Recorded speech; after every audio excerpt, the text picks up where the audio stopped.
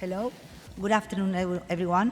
Thank you for coming and for being here with us in this STEM Women Congress. We are going to talk about cybersecurity, and we have a very good participants who are Darren Jones, Executive Vice President of Cybersecurity and Risk Advisory Services at Valencia Risk, who will speak on current and future trends in cybersecurity risk management. Darren?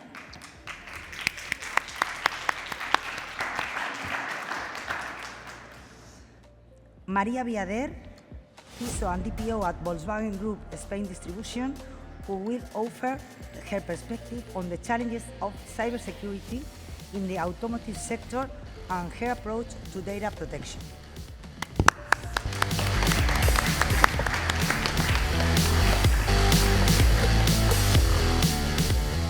Nadiya Shaik, Senior Cyber and Digital Security Specialist at Nestlé, España, who will share her insights on digital protection in the food and beverage sector. Join us, Maria. Nadiya, sorry.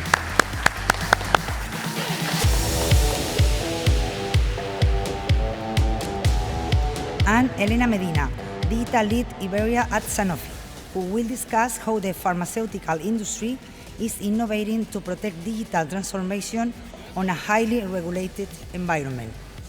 Welcome, Elena.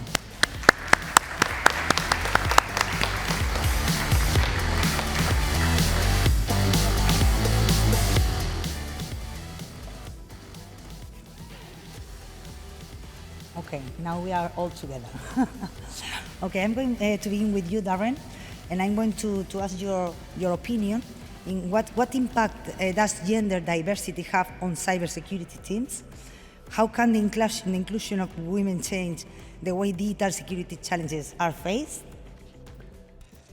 One thing that I've observed through my cybersecurity career, and people in the audience can probably recognize by the color of my hair that I've been doing this for a very long time, dating back to 1986. Many of the challenges would emerge really from women having their voices heard in a male-dominated, very sort of type A personality type of working environment that, dating all the way back to the 1980s, was very focused on consideration of a lot of technically focused challenges associated with information security, and because of the biases inculcated in society, in North America at that time, I presume in Europe at that time, the perceptions, unfortunately, were that the technical domains were primarily domains to be executed by men. We see this even from the university from which I graduated, where 9% of the graduates were STEM graduates, and this is from a premier university in Canada. Sadly, that statistic has translated into the modern era, where just last year the number had increased to merely 12%.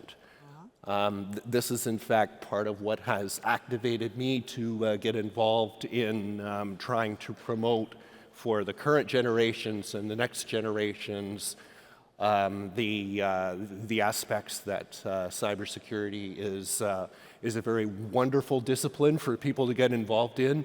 The world needs better cybersecurity talent. The talent that is there is outstanding, but for people to have confidence to live their lives, to conduct business in the unknown, they need confidence, and that level of confidence societally needs to be contributed to by everyone. Okay, Darren, thank you very much. I'm going with you, Maria. How do you inspire future generations to pursue STIM careers, and what advice would you give to someone aspiring to become CISO or DPO? Okay, well, these are two questions in one. I'll start from the first one. So from our company, Volkswagen Group España Distribución, let's say that we are not currently satisfied with the representation of women in the STEM field. In fact, I've checked now, women representation in STEM careers is less than 35%.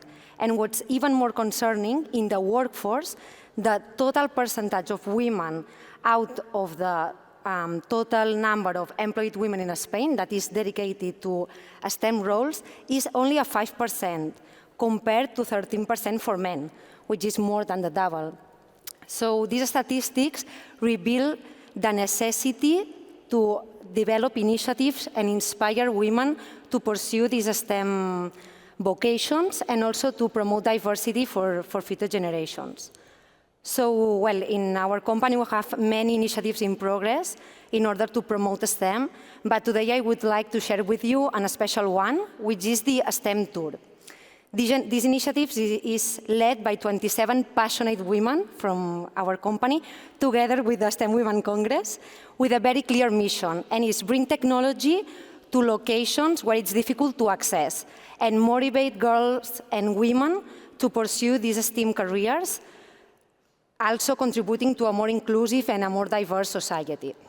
So as the name STEM Tour suggests, we are bringing STEM to schools located in rural areas. So while big cities have countless STEM-related initiatives, small towns often lack the same opportunities.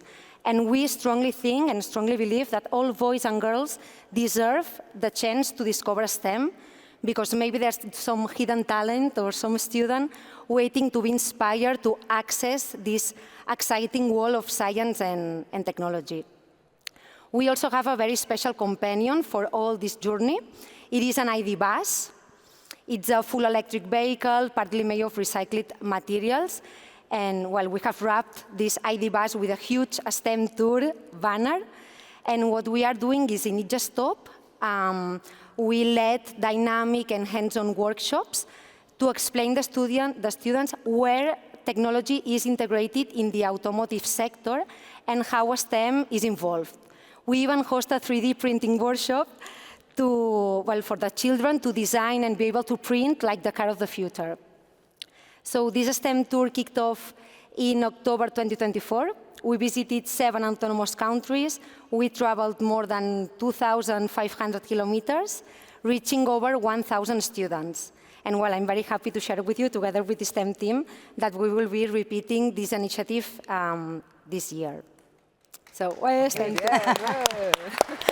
Okay. And then, regarding the second question, to someone that wants to dedicate their future to cyber or data protection, I would tell them that these two fields are an ever-evolving field, so it's important to be a lifelong learner and stay always updated to emerging threats, new technologies, new regulations, so the AI Act, Data Act needs to, and a long, etc. Because these roles are not just about defending the organizations, but also about being ahead of risks and being capable to adapt in a very changing environment. Very good. Fantastic. And Nadiya, what are the biggest challenges and opportunities you see in scaling IoT solutions across the industries today? Yes, as per my experience in cybersecurity, the IoT solutions is not just about the innovation, it's about the transformation. So in the IoT, we have seen the many challenges, like the main challenge is like the interoperability. Like, many industries are still dealing with the patchwork of the systems, security controls, and protocols. What I believe in that, we should have a better controls and the open standards and the cross-functional industries which can collaborate more, and we need to work on it. So first of all, in the IoT solutions, we have the data overload issue also, where we can recognize, because the IoT generates the enormous amount of data, by using the computing edge and the AI, we can deal with this. So always we can secure by the design and the interoperability by the default. If you just imagine, we have the IoT has a minimal security devices, because once it deployed in a large scale, it became the massive attack surface. So let's imagine we have a temperature sensor in the food storage facility is being manipulated. It's not about the data loss, it's about public health at risk. So we should have the balance in between the protection and the data security. So what can I say? By using the AI technology and the edge computing, we can build these things so fast and secure. So I would say secure by the design, interoperable by default. So yeah. Okay, thank Thanks. you very much. And Elena, I'm going with you now. How organizations can attract and retain women in cybersecurity positions? Thank you very much. Look, in organizations like SANOFI, you know, we are super committed with diversity, and of course, also in all the technological world. So looking at the overall workforce that we have, currently in digital is around 40–45% of women in this kind of roles. But when we go specifically to cybersecurity, this goes to 15%. So why we identify that? No? Probably because in some cases this is identified as a highly technical role where you only do technical things.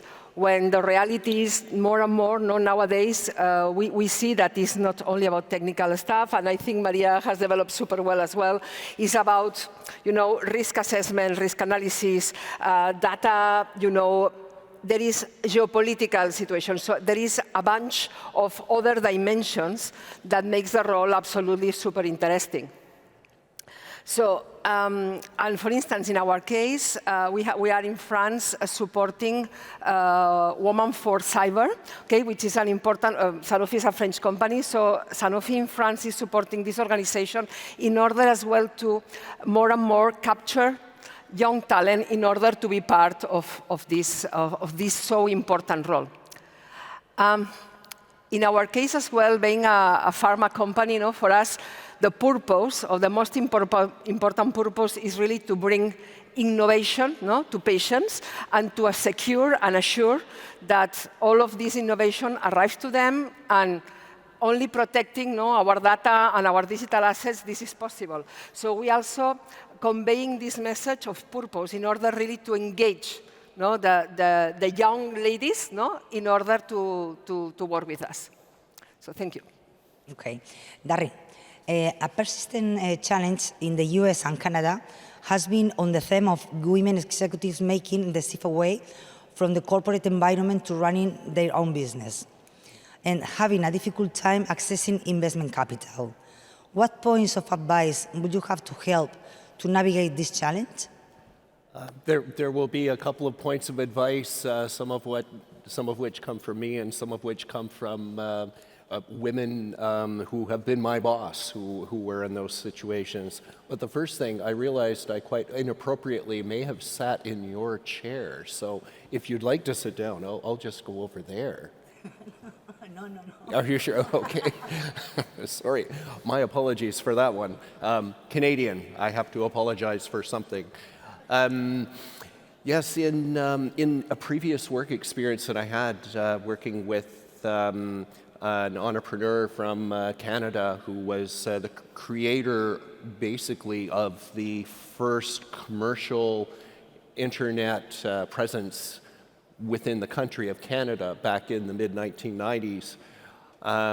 She was my boss following my wanting to contribute to her company approximately 15 years ago, and we embarked on an effort to raise capital from Silicon Valley, from East Coast, from different places through the US, because raising capital in Canada was very poor in terms of conditions at that time. There was a refusal to entertain her presentations because although it was her idea and she had been the genius behind what had been constructed, the walls were too high for us to receive capital of that sort. We found ways around that, mainly persistence, mainly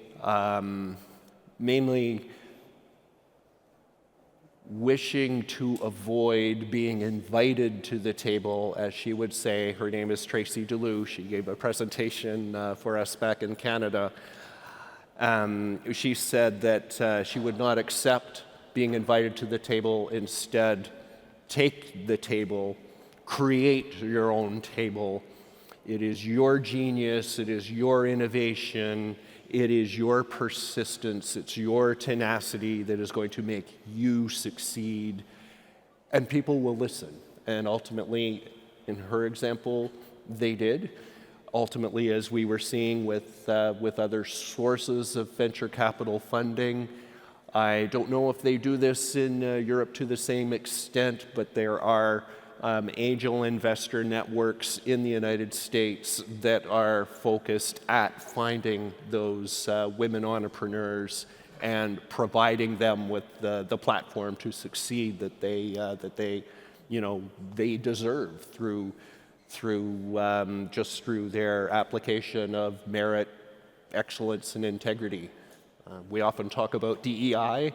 I like to think a lot of what takes place in scenarios like this one is we bring together diversity, equity, and inclusion, and we merge that with merit, excellence, and integrity. And take the table or create your own. Fantastic. Maria, why should cybersecurity awareness be a strategic priority for organizations, especially in the context of AI and emerging cyber risk? Okay. So, well, as the digital environment evolves with enhancements in AI, deepfakes, and the increasingly sophisticated attacks, employees are facing a higher number of personalized threats, such as phishing or vishing, for example, with voice cloning over the phone, what we call deep voice.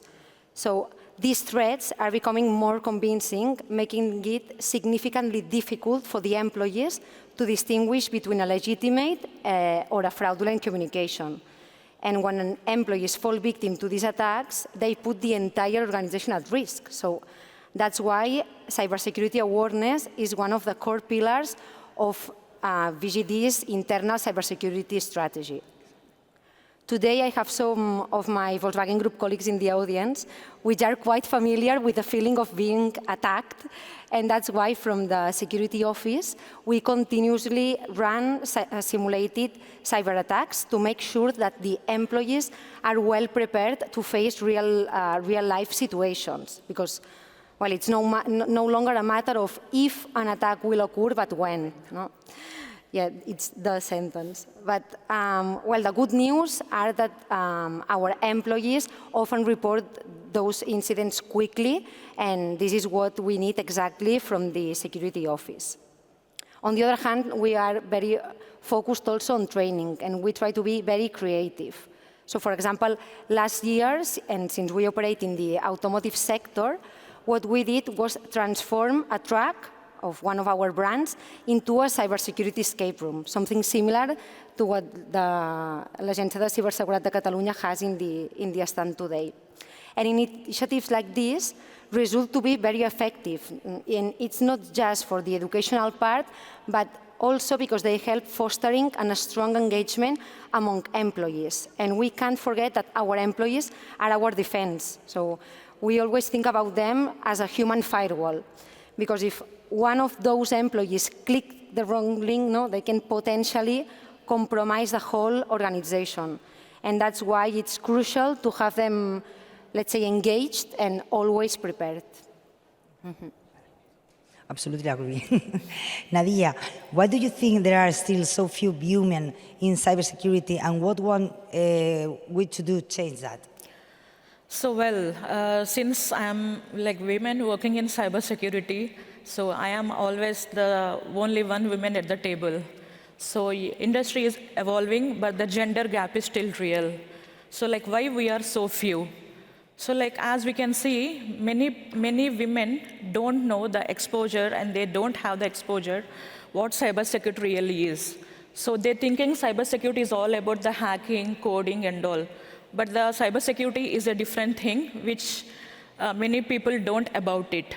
So, and we have very, less role models in our fields. So many women consider this field is not for us. So in my experience, and I have seen many women opt out from the technical roles because they so underestimate their skills and they don't get any kind of encouragement. So what can we do? So we need to start at young age. Means we need to go to the schools and show the girls what actual cybersecurity is, like protecting the world and defending the digital society and so on. And the most important thing is we have the corporate culture, which plays the major role. We need to improve on this part. We should have practice for the inclusive women hiring and the visibility of female leadership. So, and my favorite one is the mentorship. And because I have benefited from my mentors who showed me this space. So now I mentor someone. So like these platforms, like Mobile World Congress and Cybersecurity, with every story we share, we are inspiring someone to join to this field. So yeah, thanks. Thanks to you. Elena, how can organizations effectively transform cybersecurity from IT responsibility to a shared company culture, ensuring every employee becomes an active participant in digital security? Thank you. Look, in our case, okay, at Sanofi we are around 33,000 employees around the world, present in 63 countries. Okay, so how we make this happen? So at the end, as mentioned by Maria, this is something that is not about the cybersecurity department or the digital department, is about all of us. So what we do? So we act in different, in all the layers of the organization, no? Coming from the top management, where in a very inspiring way, we are bridging our purpose, that in the case of my company is to chase the miracle of the science, and making all the employees very sensitive how important it is to protect all the digital assets in order to assure that the innovation and the medicines arrive to our patients.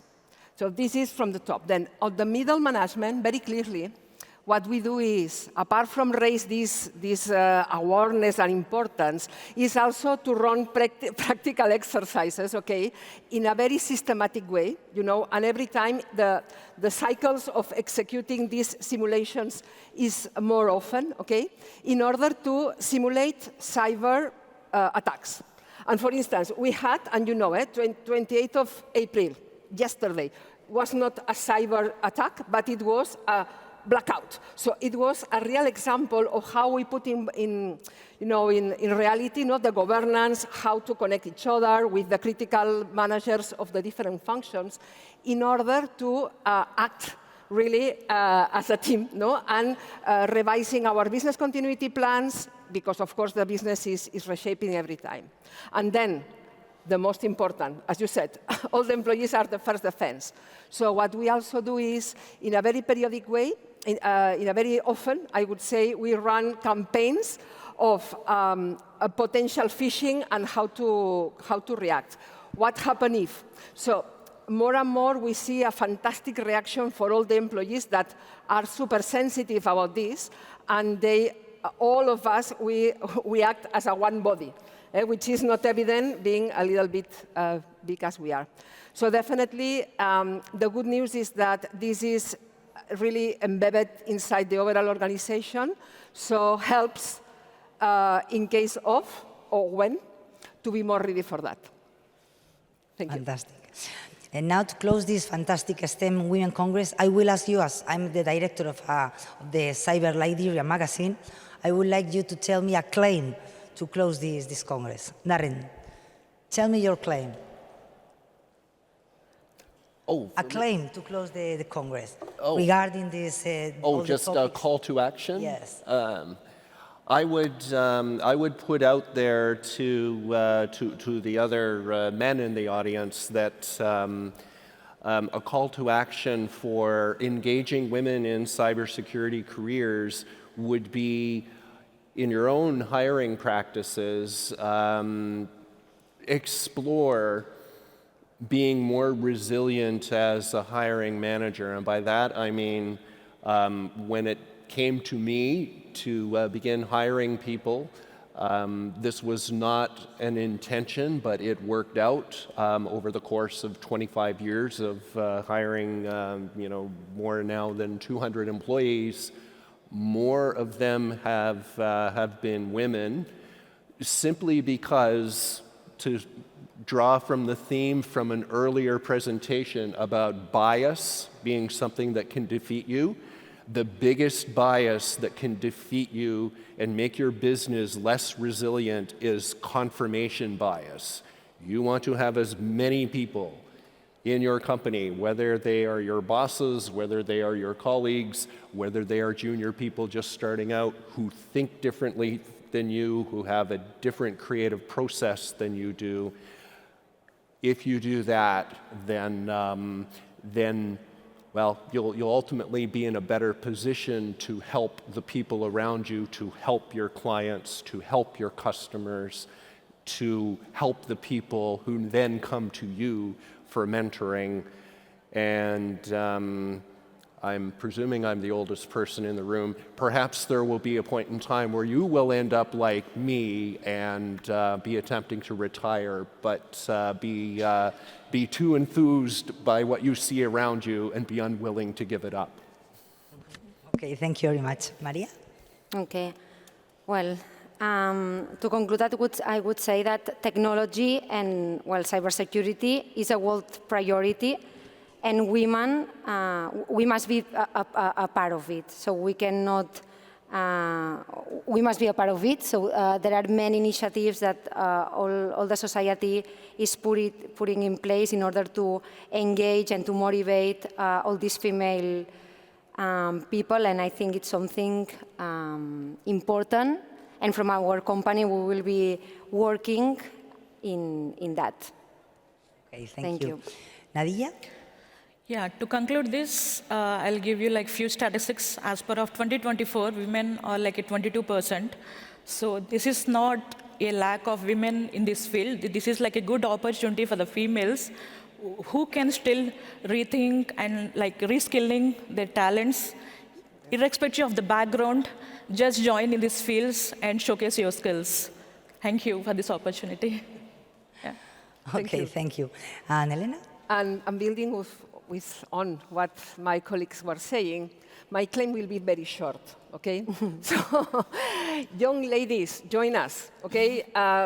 You have listened how interesting and relevant is, and so important and so fundamental is cyber. So just join us. There is an interesting and super relevant career path there. Thank you. Okay, thank you to you all for our contribution, and thank you to all of you for coming here and enjoy with us. Thank you. Hope to see you next time.